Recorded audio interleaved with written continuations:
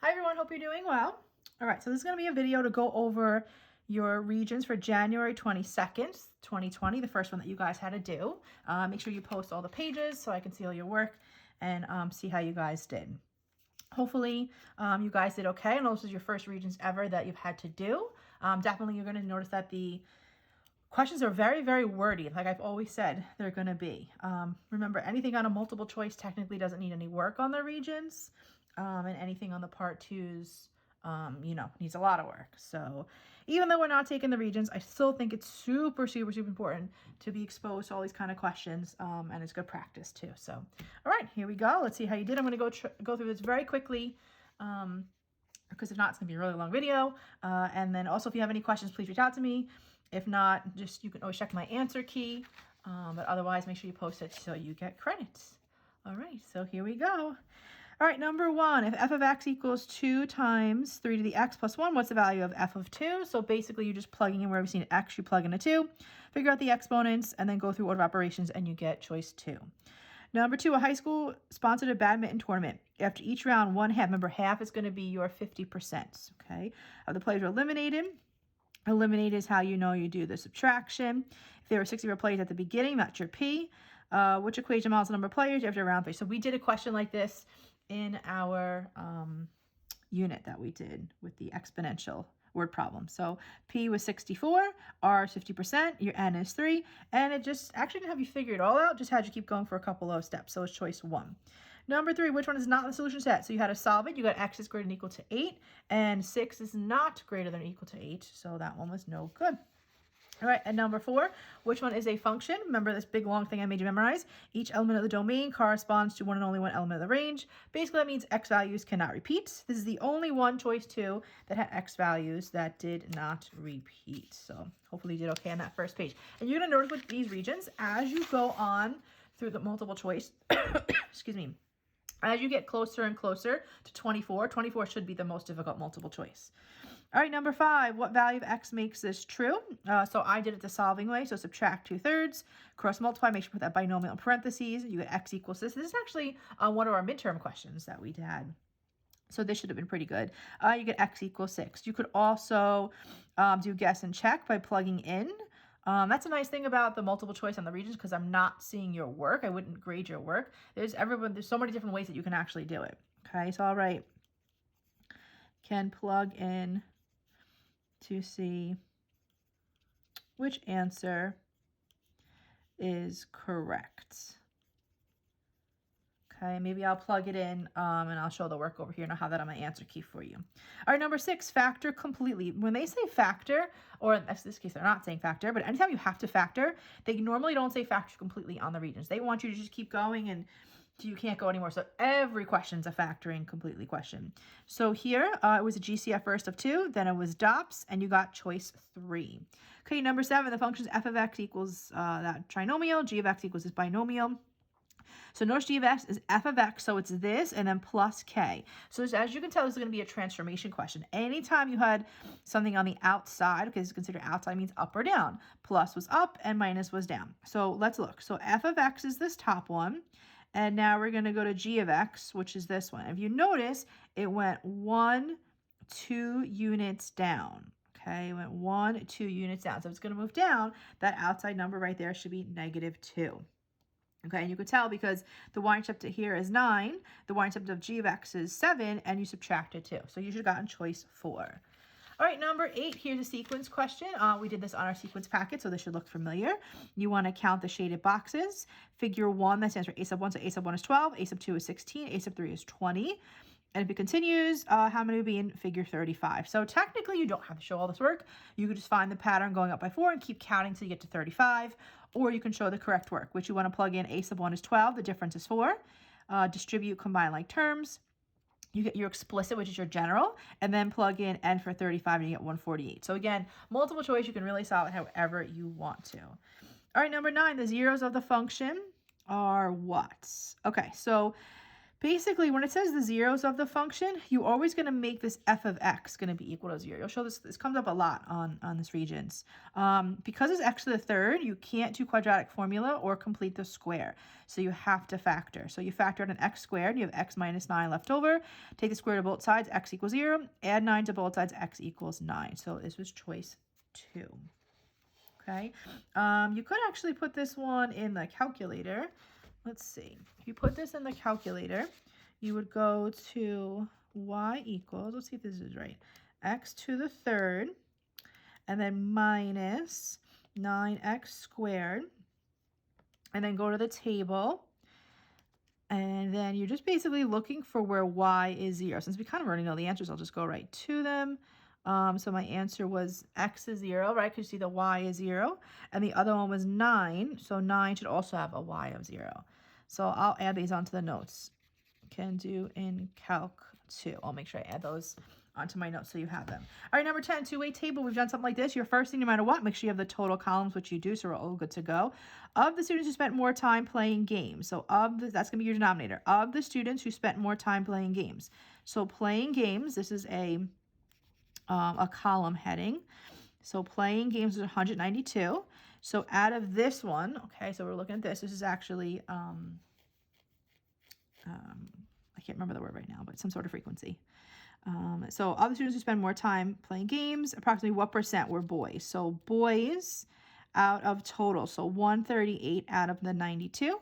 Put in the calculator, divide it twice, 71.8%, which is 72%. So, okay, there's number 10. So hopefully you guys are okay through number 10. Number 11, which statement best describes the solutions of a two-variable equation? So two variables is always going to mean systems of equations. Systems of equations is always two lines, and they intersect at one point. So that's choice 1. Ordered pair must lie on the graphed equation. It can't be near it. Anything like this, this answer has to lie on both, has to satisfy both. All right, number 2, it's MAM's factoring. So this is just two numbers that multiply to 24 and add to -10. That is choice 4. 13, which statement is true about the functions f of x and g of x below? So why don't they have the same y-intercept? This one has a y-intercept of -4, and you know it's the y-intercept because x is 0. Okay, I'll add that to the note so you know. So they have the same exact y-intercept. So that's just looking at a graph, looking at the table for this. Always look at a table. If they don't give you a function, it's the easiest way to see everything and pick everything out. And that's why it's choice 2. All right, 14.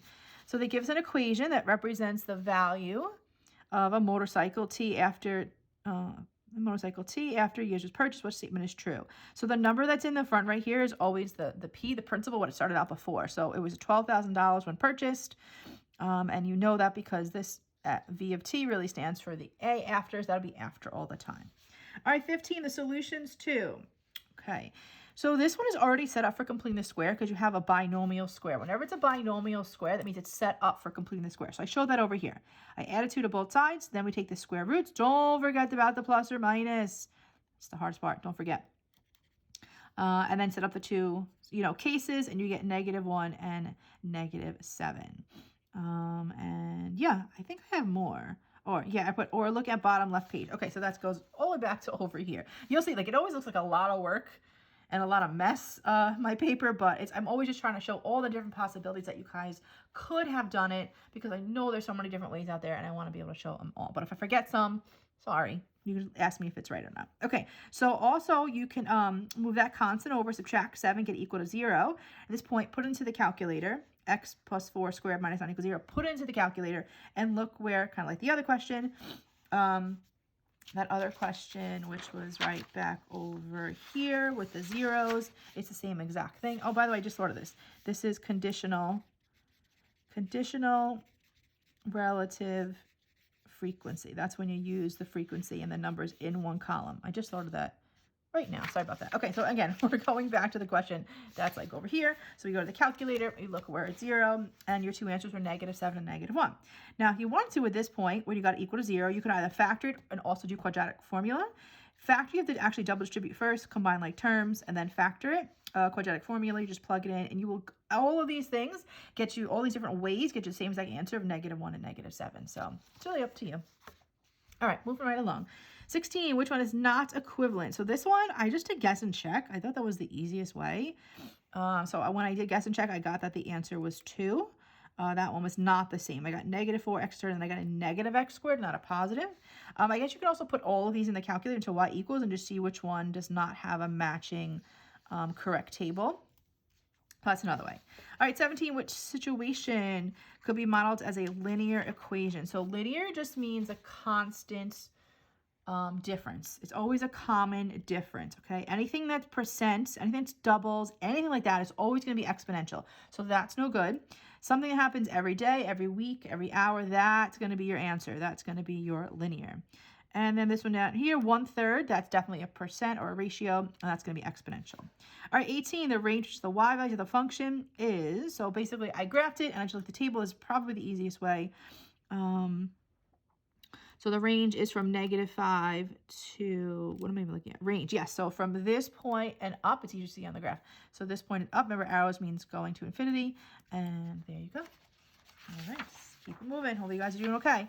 19, I have a, oh yeah, this one was really hard. To me, this is like what a 24 should be. For some reason, they just love putting on these exponent questions. I don't know. I didn't even know this was on our curriculum, but this all goes back to that one thing that I taught you about when the bases are the same, okay? When the bases are the same, you keep the base and add the exponent. That's what this whole entire question is about. But what they made it really hard is that they give you these numbers in front, like 6, and they want you to factor them like you guys did factor trees in 7th grade and 6th grade so that you could get it to have matching bases. So for the first one, I noticed that there was a 3 in parentheses. So I know I've got to get a 3 out of the 6. 6 is 2 and 3. So those are the factors I want to use. Now, because you have the same bases here, that allows you to add the exponents. And again, we did that in our sequence unit. So 1 plus 2m is 2m plus 1. All right, if you notice, it's the same exact thing that was up there. Second one, both of these 6s, I'm going to do what I did over here. I'm going to break into 2 and 3. Okay, so this is 2 and 3. And then I broke up the 6 inside the parentheses as 2 and 3. And what I essentially could do is I could break them apart and give each one of them the same exact exponent. That is another one of our exponent rules. So you take the 2's, you put them next to each other, 2 to the first and 2 to the m. Then you take the 3's, put them next to each other, 3 to the first, 3 to the 2m. Add those, 1 plus 2m, and 1 plus 2m is not that. So that one is no good. This last one is good. 6 breaks up from 2 into 3. And at 9, you can make it into a 3. It's 3 squared. Oh my God, this is so difficult. Okay, so then you take these two here, 2 and the m, and you could put them together. Okay, that's the power to power rule, product rule here. I put product power, all the like weird names they have. And then here you have two 3's, so you can combine these to 2m plus 1.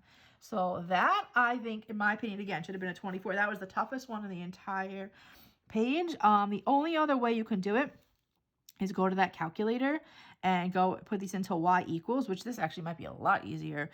Put these into y equals and just see which one.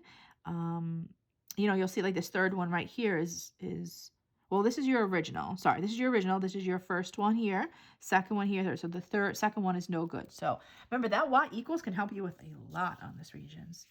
All right, so 20, you've done do nows like this for me. We've done this. We've used the dilation, which is like scale factor. Okay, so it's all about the scale factor. You're looking at see what you multiply by. So here, which solution is it has? Okay, so the quickest way, the way I taught it, was just multiplying. So here, how do I go from 3 to 6? I multiply by 2. So negative y times 2 is negative 2y. 7 2 is 14. That's correct. Here I multiply by negative 3. So I did 3 times negative 3. That should be a negative 9. So that is no good. We'll move to the second one. From 3 to 18, that's times 6. So this times 6 is negative 6y. This times 6 is 42. That is good.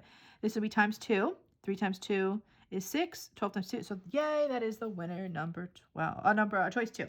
So also you could actually solve each one if you wanted to. Okay. And that's kind of like what I showed here.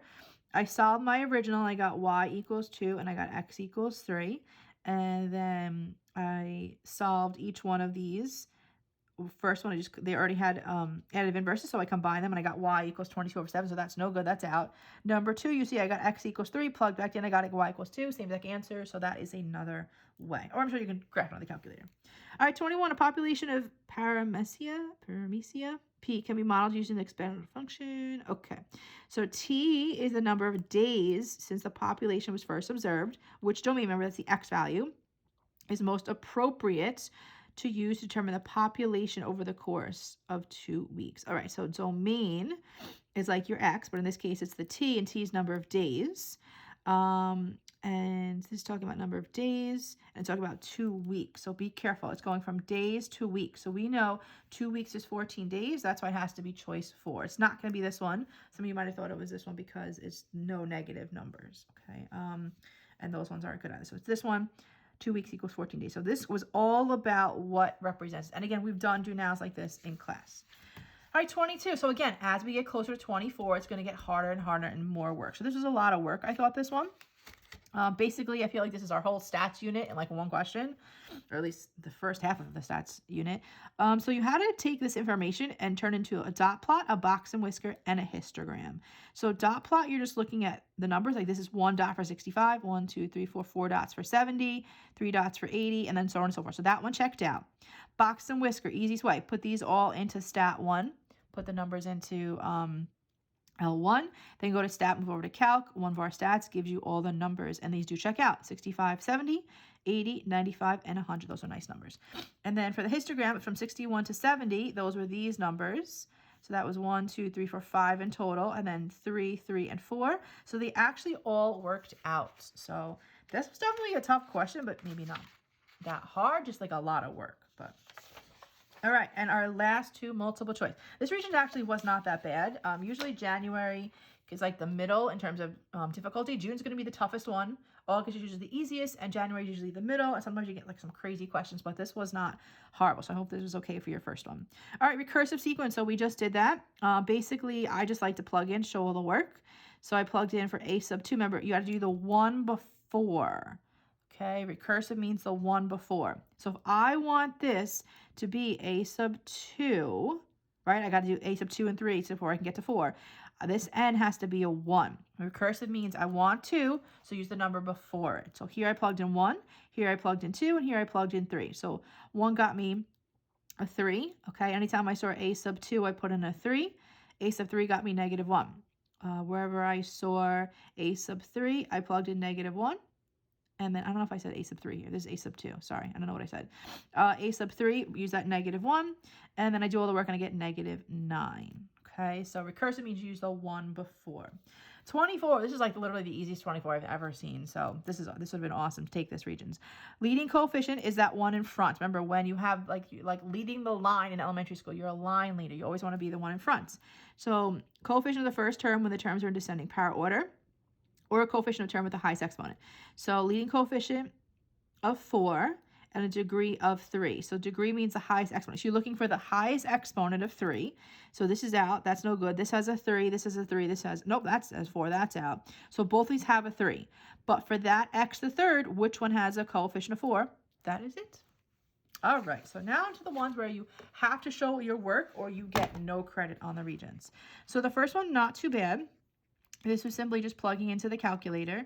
Okay, you go to y equals, and then you press the negative, and you go to your square roots, and then make sure that +1 is on the outside. You go to the table, and you remember we just want to copy the ones that don't say error, right? Because you can't take the square root of a negative number.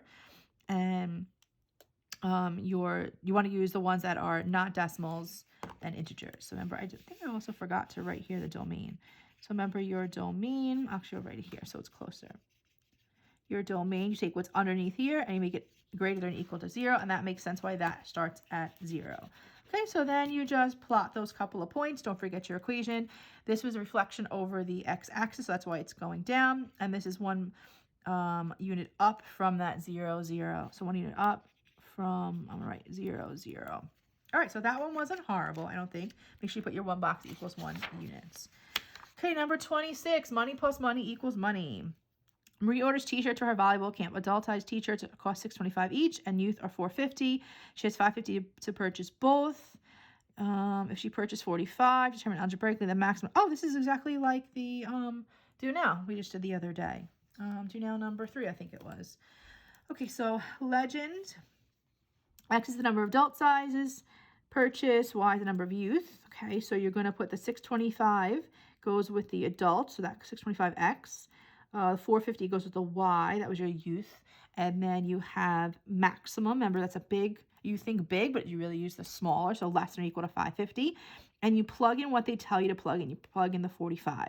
And then we just simplify. Remember, they're always going to give you a decimal. They're never going to give something that works out nice because they always want you to have a little more complications here. So you want a number of t-shirts that's less than 55.6. So the biggest number that's less than 55.6 would be 55. Okay, you can't make 0.6 of a shirt. And then I just did a check to show you that. All right, moving on to question number 27. So this is a conversion question. So we've been practicing these on our do now, so this should not be too bad. So we had to go from pints over day to ounces per week. And I'm going to go from pints to cups. And then I'm going to go from cups to ounces, and then ounces to week. Okay, and you could do it in a different version, in a different order. It's okay. Okay, so start with what you have. You have 4 pints is 1 day. So now I'm going to go to cups. So I'm going to think about, okay, so how can I go and get rid of this pint? So let me look over here on my conversion. Do I see anything with pints? Oh, I do. Look right there, pints to cups. Perfect. So I want to get rid of the pint, so it has to be diagonal. So put pints on the bottom and cups on the top. So that gets rid of this pint with this pint. So now I have 2 cups, but that's not what I need. I need ounces. So let me see if there's something with cups on here. Okay, so let's go back to here. Cups to ounces. Oh, look at that. Yay. So I know 8 ounces is in 1 cup. So put the cup on the bottom. That gets rid of the cups and the ounces on top. All right, so now I'm where I need to be. I'm at my ounces. All I need to do is get that day to week. And it is okay that they're so far apart. That is okay. This is not going to be on there, but you have to know that there are 7 days in 1 week. So the day is in the denominator, so I need to put it now in the numerator. So the day cancels out with the day, and I'm left with just the week. And then multiply across. So 4 times 2 times 8 times 7 is 448. These are all ones, and that gets you 448 fluid ounces per 1 week. So I hope those conversion ones are getting a little bit easier for you. I know for me it helps to set it up that way. All right, 29 expresses the trinomial. Remember, trinomial is 3 terms in standard form. Remember, that means ascending power order and combine all like terms, ascending power DPO. So you just want to double distribute over here. When you multiply, make sure you're adding those exponents. You want to combine your like terms. And yeah, that's it. So 2 and 3/4 x squared plus 17x minus 28. You can have 2.75 if you'd like. All right, 29. John was given the equation that equals that to solve. Some of the steps and their reason have already been completed. State of property. All right, so this is not bad for part 2. I haven't really seen a lot of these questions asked like this, so I was surprised when this one showed up. So from this line to this line, what changed? The only change was this right over here, and that was distributive property. And then that's what you put right there. So from here to here, let's see, the 12 stayed the same, the 34 stayed the same, but look, that 14a went away, and this 8 become bigger because you're doing the addition property of equality. Okay, number 30. So state whether the product, we need to multiply, of radical 3 and radical 9 is rational or irrational. So I've seen these pop up almost every single year on the Regents. So this is definitely becoming a popular question. Explain your answer. So radical 3 is irrational and radical 9 is rational. When you put them in the calculator, you do get this decimal right here. And even though it stops on the calculator, it is ... Make sure you have that. And that is showing that's irrational. So I wrote the product is irrational because the answer is a non-terminating n, we should have end, non-repeating decimal that cannot be written as the ratio of 2 integers where the denominator is not 0. So you should remember that sentence from the beginning of the year. I'll post my sentences page for you guys too with all your Regent stuff. I also have this, the product of irrational and an irrational. On your paper, I usually say sometimes, but you can actually say this way. The Regents accepted it. The product of a rational and an irrational number is always irrational if, so you have to have this part, if the rational number is not 0. Because if you multiply by 0, the answer is going to be 0, which is rational. So if you're not good with the whole memorizing, which I'm really not that good at it, put in the calculator, see what you get, and then just use this non-terminating, non-repeating that cannot be written as the ratio. That might be a little bit easier for you. All right, 31, completing the square. You guys are really good at this. Determine the exact values of x. Okay, so remember, you have to move over the constant. Okay, well, first of all, can only do completing the square if a is 1, and that works here. And you must move the c term over. Okay, so I'm going to move this c term over, and then I'm going to add b over 2 squared to both sides. B is this middle term here, -8. So -8 over 2 squared to both sides. -8 divided by 2 is -4 squared is 16. I combine those like terms. Remember we did like this little quick trick for like the factoring. You took half of -8 and that's what you put here and it put it squared. Okay, square root of both sides. Don't forget that plus or minus. So important. A lot of people always forget that. Radical 10 is irrational, so we just left it. Split it up into the two cases, add 4 to both sides, and you get 4 plus radical 10 or 4 minus radical 10, or 4 plus or minus radical 10. So you've done questions like this in class. All right, 32. This one was a literal equation. You guys had something like this on your Regents film. I think was a little bit more difficult. And again, just like the part 2s, as the questions go on, the question numbers, they're going to get more and more difficult. So here you actually want to get rid of B's last term, expressed so B. All right, so we're solving for B. That's the goal. We're solving for B.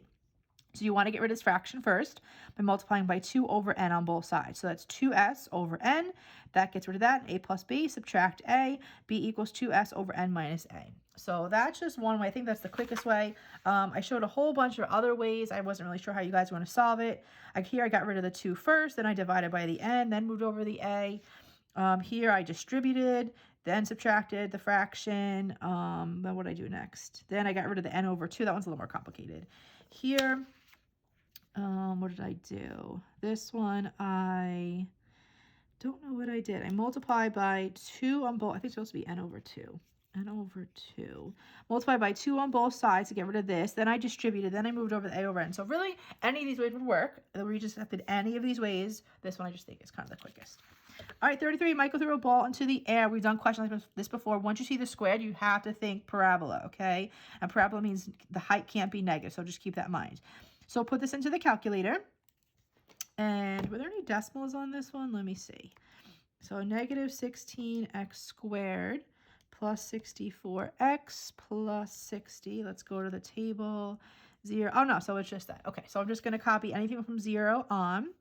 So I copied from 0 to 4 because it's kind of like where it started. He's, look, that says on top of the building. That's why you're not starting at 0. Over here, you're starting up at a height and the ball goes up and then it goes down. Okay, so that's the portion that you want to copy. And don't forget your equation. All right, average rate of change. That's f of x2 minus f of x1 over x2 minus x1.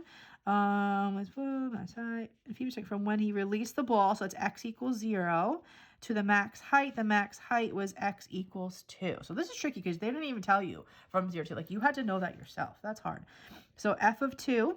So when x is 2, what was that y value? Okay, that was 124. And then f of 0, so when x was 0, what was the height? That was 60. And you wound up doing the math and you got 32 feet per second. So hopefully you did okay on that one. All right, 34. They're always going to ask an inequality question. This was a system, so I put both of them into slope-intercept form. I graphed both of them. Okay, this one I added 4 divided by 2. We got y is less than 1/2 x plus 2. So your y-intercept is 2. And you're going to go up 1, right 2, up 1, right 2. Because it's less than, it means it's dotted. Okay, and then less, that means shading below the y-intercept. This one I subtracted the 3x and the 4, divided by 4. I got y is greater than or equal to negative 3/4 x minus 1. So I started -1, I went down 3, right 4, down 3, right 4. This was solid because it's greater than or equal to, and this is shading above. And they intersected right there, so don't forget to put your s. Does it say s? No, it doesn't say. Okay, good. So we can use any letter we want. So 1 box equals 1 unit. Please make sure that these are inside the shaded region. So that's right, original inequalities must be inside shaded region. Remember, you do not want to have these touching the line at all. Oh, and I wrote it here too. Good. Inequality must be original form and inside the shaded region. Good job. Okay, so Steven said the point 0, 0. So is this inside the solution? So yes, is a solution to the system. Determine if he's correct and explain your reasoning.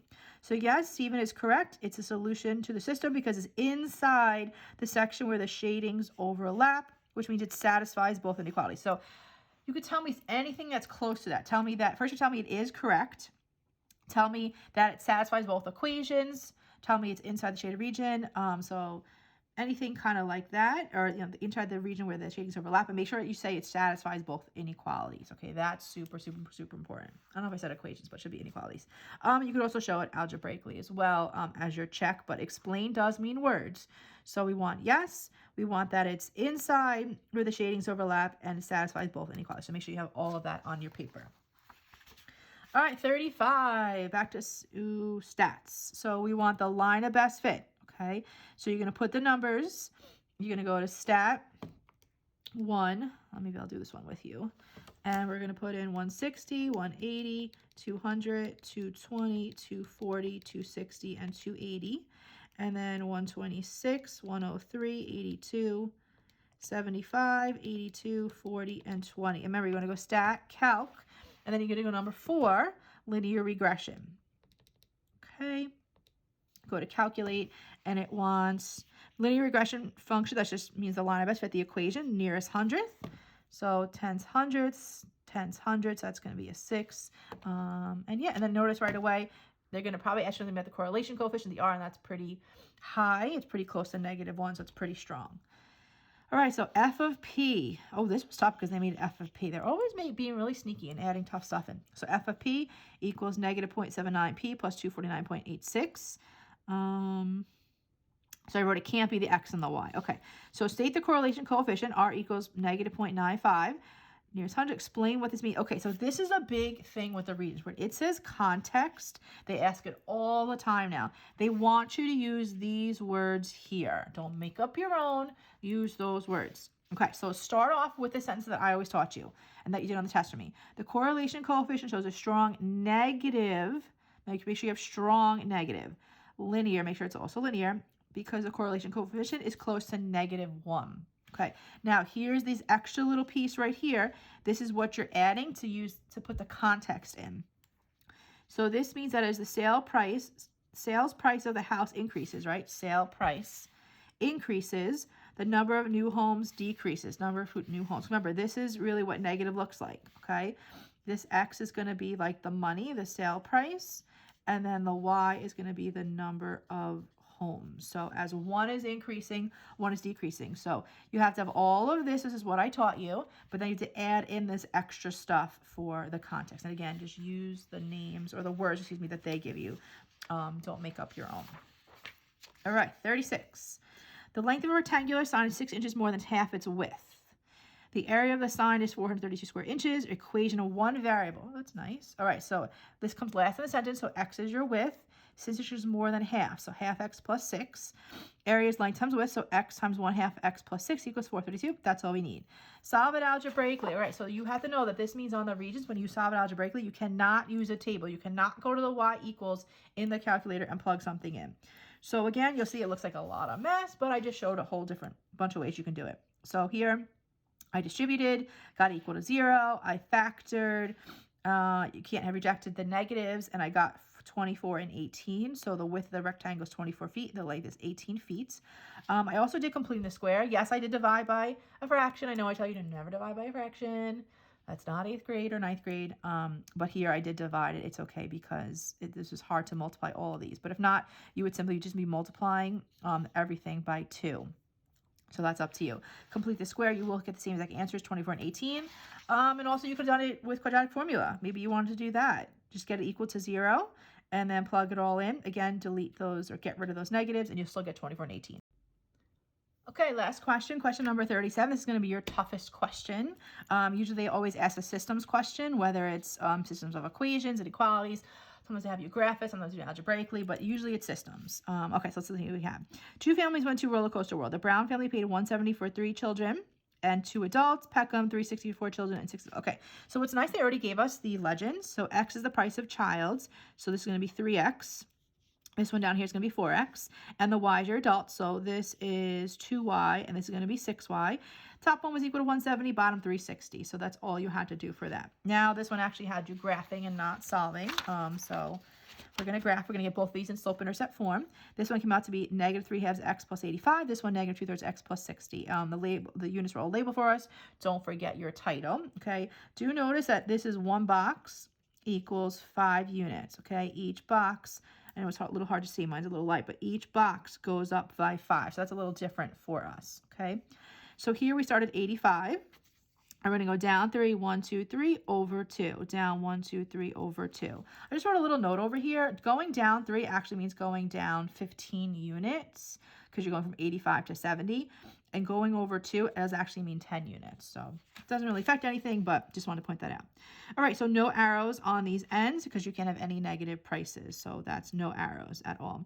Here at negative 2/3 and 60, so here you start at 60. You're going to go down 2, 1, 2, 3, down 2, 1, 2, 3, and you'll see they intersect at 30 and 40. Again, I just wrote a note. Negative 2/3 really means negative 10 over 15 because you're going down 2 boxes. Down 2 boxes is really 10 units, and over 3 is really 15 units. So I'm going to write this over here. Really, negative 15 over 10. And that's, again, because of that 1 box equals 5 units. And again, no arrows because no negatives. All right, so it says it continued. So state the coordinates of the point of intersection. So they intersect right here at 30, 40. And now we're going to say what each represents in the context. Remember, you have to use their words. Price of child tickets, price of adult tickets. Don't make up your own, just use theirs. So the 30 was the X. So a child's ticket cost $30. 40 was the Y. Adult ticket costs $40. So that's it. That's your January Regents. That's the first Regents you've ever done. Congratulations. I'm so proud of you. Hope you guys did okay on this. Hopefully a lot of this looked familiar. And if this was your Regents that you were going to take, hopefully you did feel prepared for it. Again, it'll be a little bit easier as we go on. You'll get more review under your belt. But if you have any questions at all, make sure you reach out to me. Please make sure you post all of this so you get credit for it. And again, using my sentences and stuff that I give you. If you're ever stuck on any question, you know, you can Google it, you can look it up, you can check and see what my answer key is and just kind of see, oh, okay, that's how I do it. Now let me just, you know, keep going on my own. But it's definitely important that even though we're not taking Regents, it's really, really important that we do some practice so you guys are, you know, comfortable with this material and ready for next year. So, all right, if you have any questions, please reach out to me. Have a great day. Bye.